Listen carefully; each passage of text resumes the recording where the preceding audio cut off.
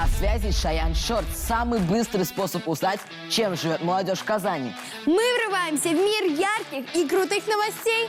Да-да, не переключайтесь. Сегодня у нас куча фана и позитива. Начнем с дайджеста новостей.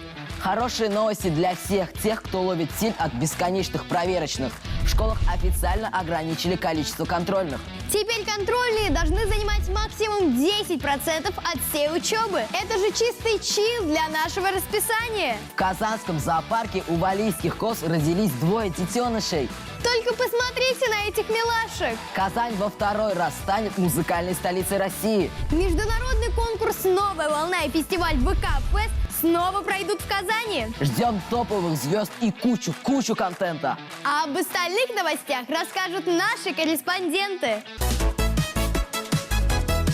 Приготовились, отрываемся от Земли. В Казани прошел научно-технический движ «Спутник Земли». Повод просто пушка. 65 лет, как Юрий Гагарин впервые полетел в космос. На празднике был замечен герой России, летчик-космонавт Андрей Борисенко. Рассказал ли он, как выглядит Земля без фильтров? Чекаем в сюжете. Как сказал бы Юрий Гагарин, поехали!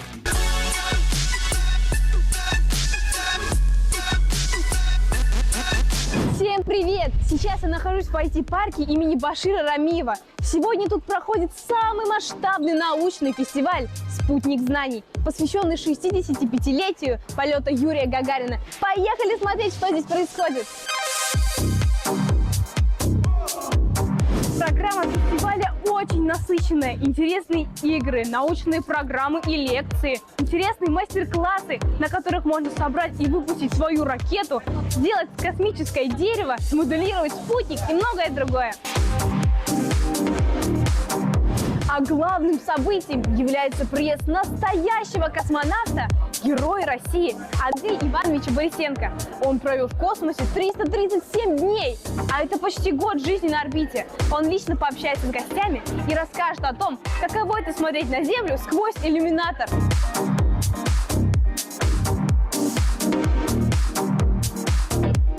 А вот что вы почувствовали в самую первую секунду невесомости? Ура! Ура! Вау! У меня все получилось, я полетел в космос. Несмотря на то, что очень долго этого ждал, и самое главное, очень долго к этому готовиться. Вот это так. Что вы скажете ребенку, который очень хочет полететь в космос, но боится? Но боится. Ну, если боишься, не надо идти в профессию космонавта. Сначала надо справиться со своим страхом и быть готовым к тому, что профессия имеет много разных нюансов, и риск – это один из нюансов нашей профессии. А какая самая вкусная еда в космосе, а какая самая невкусная? Ну, это у каждого свое. Вот у меня была очень вкусная еда. Для меня это овсяная каша, это кусочки говядины в соусе барбекю. А самое невкусное – это морской салат. Привет, как тебе сегодняшний фестиваль? Сегодняшний фестиваль мне очень понравился. Я узнал очень много о ракетах, о подводных лодках. Я узнал то, что космос покорять это не так уж и легко. Весело, круто. Мне понравилось. Фестиваль очень понравился. Вон есть очень хорошая выставка с 3D принтером. Прям можно увидеть, как он при нас это все впечатляет.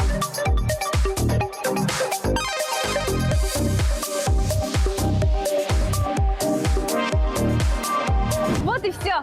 Это был фестиваль «Спутник знаний». Сегодня я убедилась в том, что наука – это не скучно, а очень интересно и познавательно. До новых встреч! Пока-пока! А сейчас погружаемся в мир политики и власти.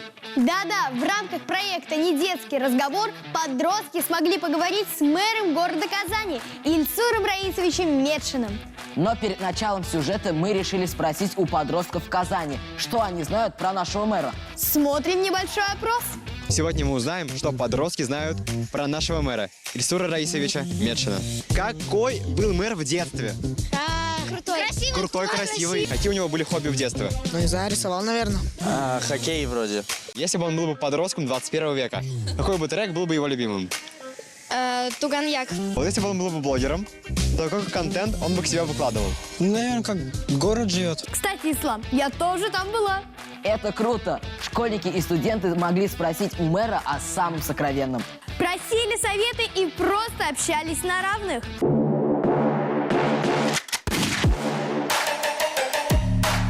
Йоу, народ, всем привет! Сегодня нас ждет недетский разговор. На наши вопросы ответит мэр Казани Ильсур Метшин. Недетский разговор – это серия встреч в формате открытого диалога, где молодежь и подростки могут обсудить волнующие их темы. Организатором является движение первых. Все совпало, и это возможность, и это место, и настроение ребят, и огромное количество вопросов, которые они хотят задать. Поэтому, конечно, волнительно. Для участия в проекте нужно было написать свой вопрос в бот. Авторов самых интересных вопросов пригласили сюда, на открытый диалог. Нам было интересно узнать, смотрите ли вы телевизор? Если да, то какая ваша любимая программа? Шаян ТВ я изредка, но с внуками смотрю. Молодцы. Спасибо каналу, что в таком формате привлекаете детскую, молодежную аудиторию на родном языке. Это один из точно правильных способов говорить на языке, разговаривать на родном языке, соблюдать традиции. Через бот поступило более 100 вопросов. Наибольший интерес вызывают темы первого заработка, городской инфраструктуры, досуга и развлечений. А что это у вас за плакат? Вот у нас вопрос про блокировку соцсетей. Я хочу задать про книги, про какие книги он читает, про каких авторов. И как, по вашему мнению, мы можем создать безопасность в школах не только камерами и рамками, но и по атмосфере? Что бы вы могли посоветовать нам, в каком направлении идти, чтобы примерно 5-15 лет в таком районе стать востребованным в Казани? Здесь самые крутые ребята. Спасибо, что нашли время. Ну что ж, ответы получены, диалог получился интересным, я довольна. Ждем такие встречи еще и еще. Ну а теперь переходим к прогнозу погоды. Что же ожидать на следующей неделе? Одеваемся по погоде, чтобы не словить простуду. Будет ли солнце крашем или нас ждут дожди? Но об этом нам расскажет наш синоптик Юнус. Привет, народ! На связи ваш самый модный синоптик Юнус. Застегивайте куртки, поправляйте капюшоны. Мы отправляемся в новое погодное путешествие. Понедельник встречает нас плюс 11 днем и бодрящим нулем ночью. Облачно, будто небо еще не до конца проснулось. Так что утепляемся. Теплая кофта, куртка и, возможно, шапка. Да-да, не стесняемся. Сегодня главный стиль. Мне тепло и классно. Вторник уже веселее.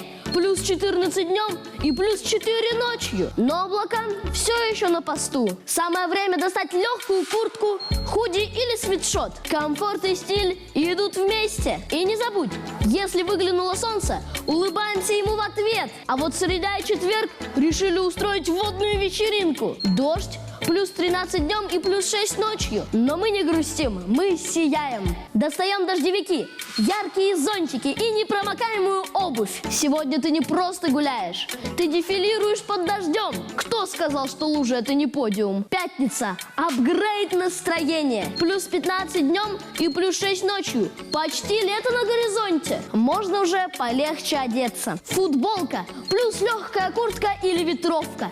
Идеальный баланс. Лови вайб конца недели. И не забывай, пятница любит яркие образы. И вот они, выходные! Суббота и воскресенье. Плюс 14 днем и плюс 6 ночью. Небольшой дождик и облака. Но это не повод сидеть дома. Просто включаем режим «Умный стиль». Надеваем что-то легкое, но берем с собой куртку и зонтик. Многослойность снова в игре. Футболка, худи и джемпер, сверху легкая куртка или пальто. И ты готов к любым погодным сюрпризам. С вами был ваш проводник в мир прекрасного настроения и погоды, Юнус. Помните, если у вас хорошее настроение, то никакие облака не страшны. Ловите момент, двигайтесь, улыбайтесь, и пусть ваша неделя будет ярче любого прогноза.